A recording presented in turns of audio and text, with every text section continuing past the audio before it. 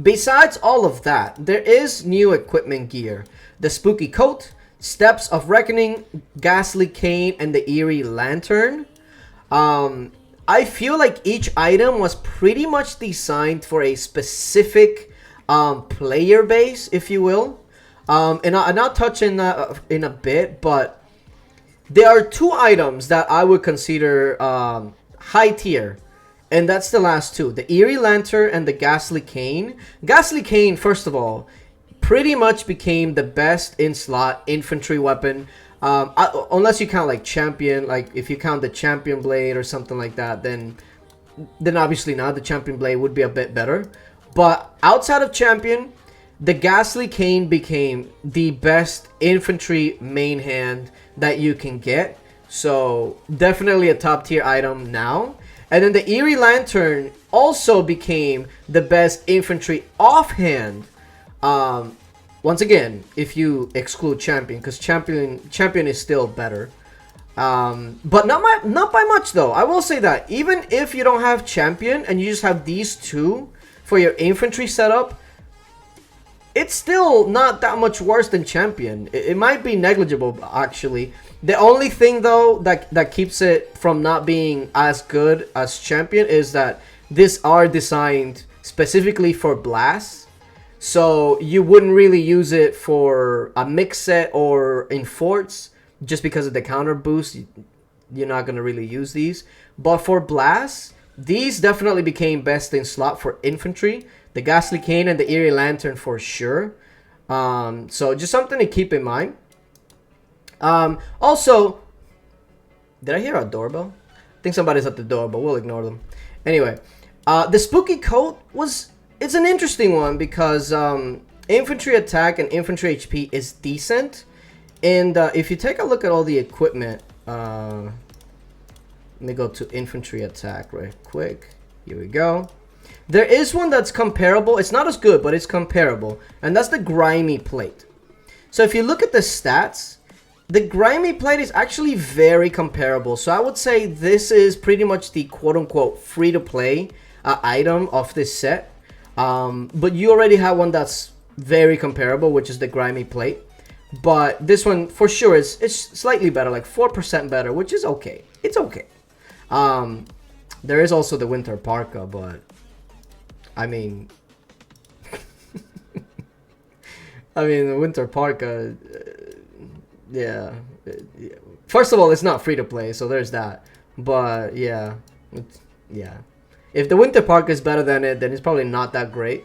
But for a free to play player, it for sure is pretty good. And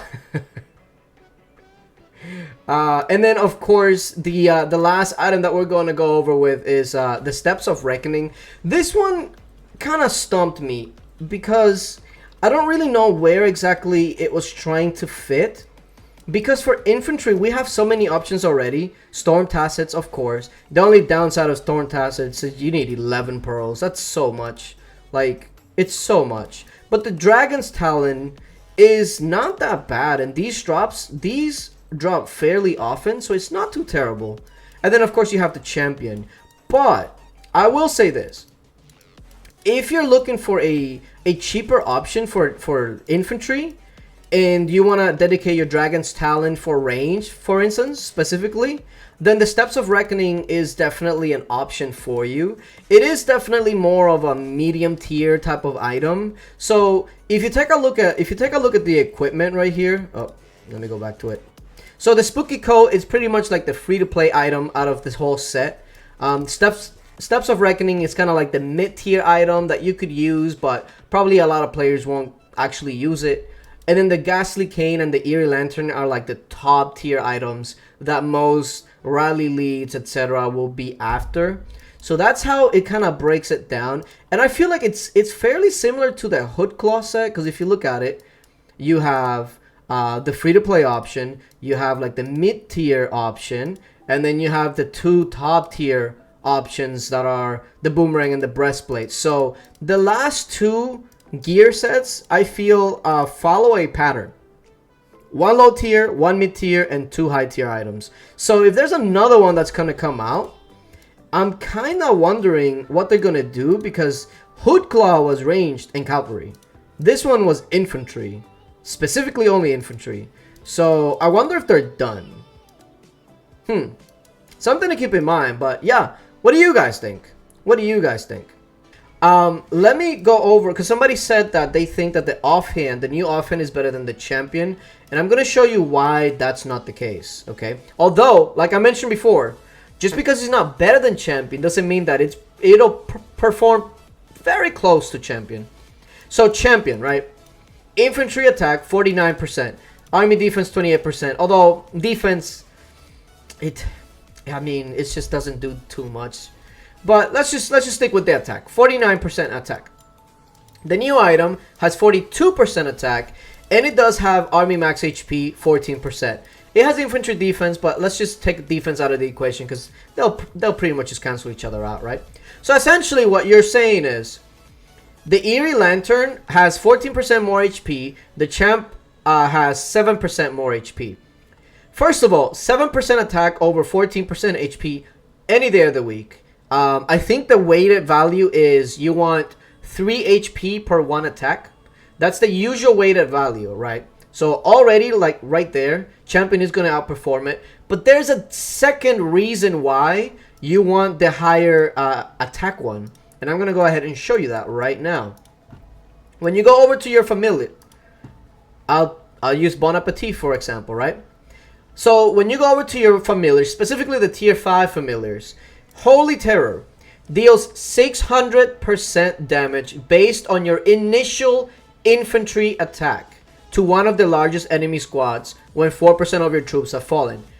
That's it right there. This damage is based off of your initial infantry attack. So even if you have a little bit more HP on another item, if it's not enough HP to offset this right here, that 7% difference is going to make sure that your familiars are doing more damage. So not only are you doing the more damage, your familiars will do more damage because this is going to be based off your initial infantry attack. So yeah, if you're ever weighing on what items to use, if it's got like army attack, but you want to make sure that you're making your infantry, your cavalry, or your range stats as high as possible, because that's what really counts when you're talking about these familiars. And let me tell you, these familiars do a lot of damage. Okay, they do. So it's very important that you make sure that if you're gonna use an item that has less attack, that it has a lot of HP to make up for the difference. But I do have to say though, even though the champion item, the champion light is better, it is better. It's marginally better. Like a lot of times you might not even see a big difference. So even though it is better, if you get the Eerie Lantern to Mythic, there's no shame in using that one either because it's really, really solid. And like I said, those two, the higher tier items, the main hand and the offhand, they're pretty much best in slot outside of champion now. So take that as you will.